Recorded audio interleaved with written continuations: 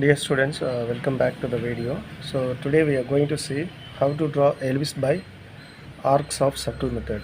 So in previous video we had seen how to draw ellipse by rectangle method and how to draw ellipse by concentric circle method. But in this video we are going to see how to draw ellipse by arcs of circle method or foci method. Okay, so the other name for this is foci method, right? So let us solve this problem. Draw ellipse with the major axis 100 mm and minor axis 70 mm using arcs of circle method or foci method, right? The first step what you do is take the scale and pencil, draw the major axis as well as the minor axis to the given dimension. So we all know that how to draw the major axis and minor axis to the given dimensions, right? So first step, draw the major axis.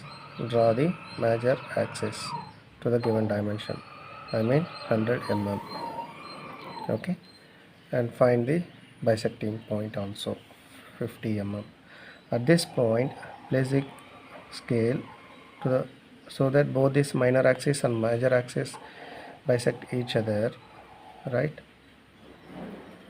Bisect each other. Okay, draw the minor axis to the given dimension. Okay, so name this as A, B, and this to be C, B. Okay, so now take the compass,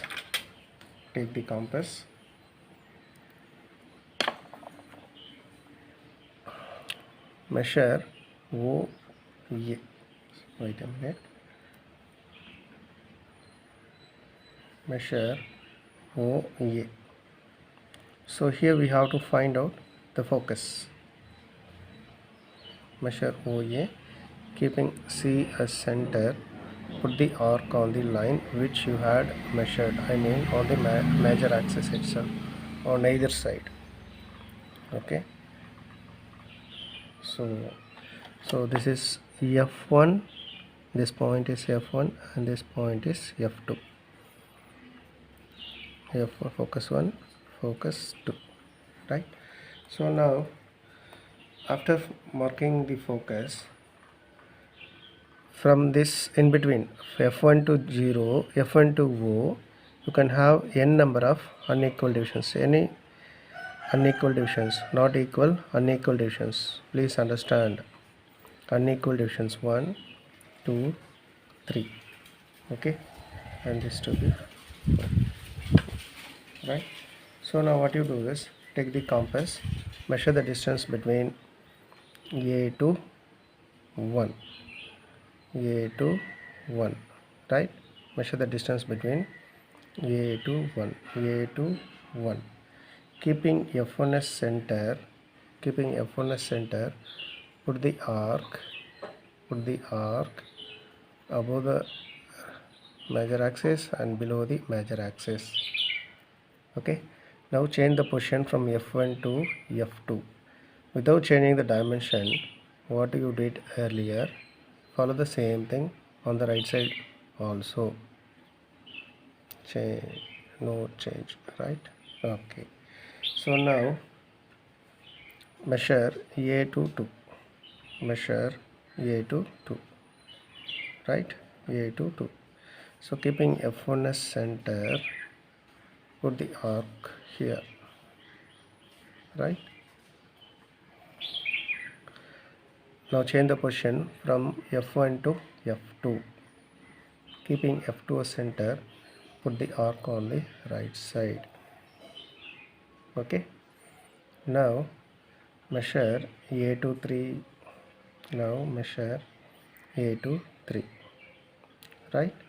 A to 3. Keeping F1 as center, put the arc above the major axis and below the major axis. Now change the position from F1 to F2. Draw the arc above the major axis, below the major axis. Okay. Now so far we have taken the radius or the dimension from A to 1. So from here only we'll be taking. From now what you have to do is you have to go for on the other side B. Now measure B to 1. Measure B to 1. Now change the position and measure B to 1. Right? Measure B to 1. Keeping F2 as center, put the arc on the first arc.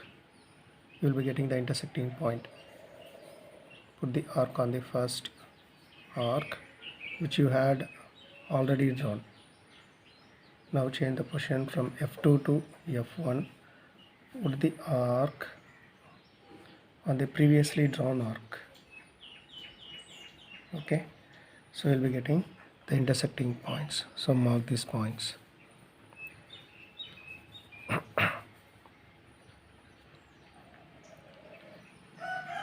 Right. Similarly, measure B2 to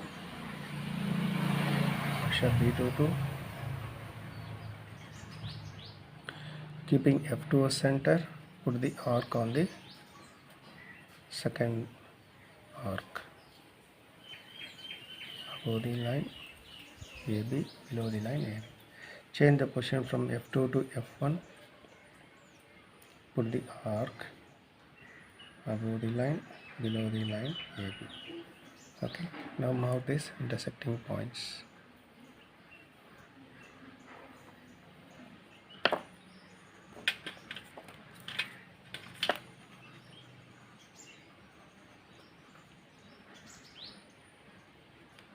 Again, measure B to 3.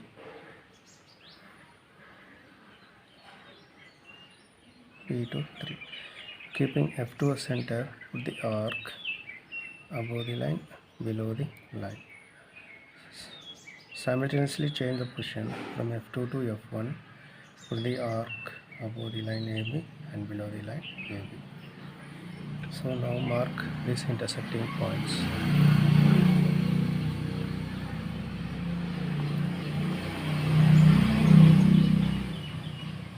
You can see that we got some intersecting points, right?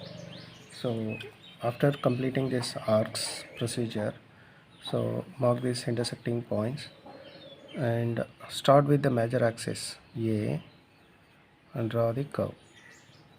Trace the curve now. Once if you trace the curve, you will be getting the ellipse completely.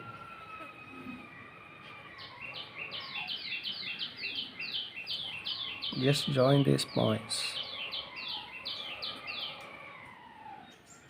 You see that the major axis as well as the minor axis comes in contact while you draw the ellipse, whatever may be the method.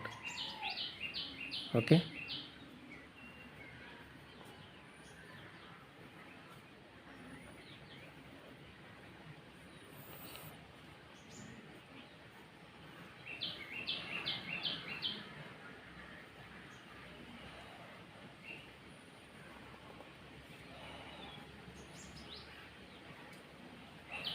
So finally we got the ellipse by concentric circle method. So this one is P1, P2, P3, P4, P5, P6, P7, P8, P9, P10, P11, P12. So it is not mandatory you go for only 3 divisions. You can go for any number of divisions, but see that you go for minimum divisions. Okay, so it should not be greater than 4 and it should not be less than 2, right? So it should not be less than 2, it should not be greater than 4. So then only you will be getting a neat ellipse, right? So after completing this, go for the dimensioning part. So major axis as well as minor axis.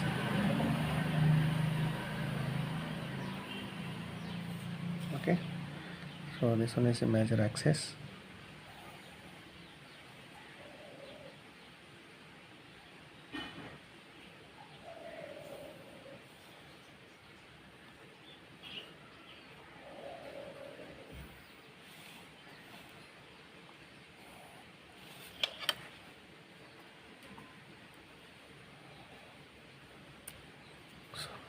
you check that. So you are drawing the arrows neatly with 3:1 ratio. Okay, don't use open arrows, always use closed arrows. So this one is minor axis and this one is major axis. So now the diagram is complete. Okay, so please keep on practicing. This problem is very important. This method, arcs of circle method, is very important. So they might have asked in another name, foci method, right? So whatever may be the question, either arcs of circle method or foci method, the steps are same only. Okay, so please practice this problem again and again. So if you have any doubt, so please contact me. Thank you. We'll meet in the next video.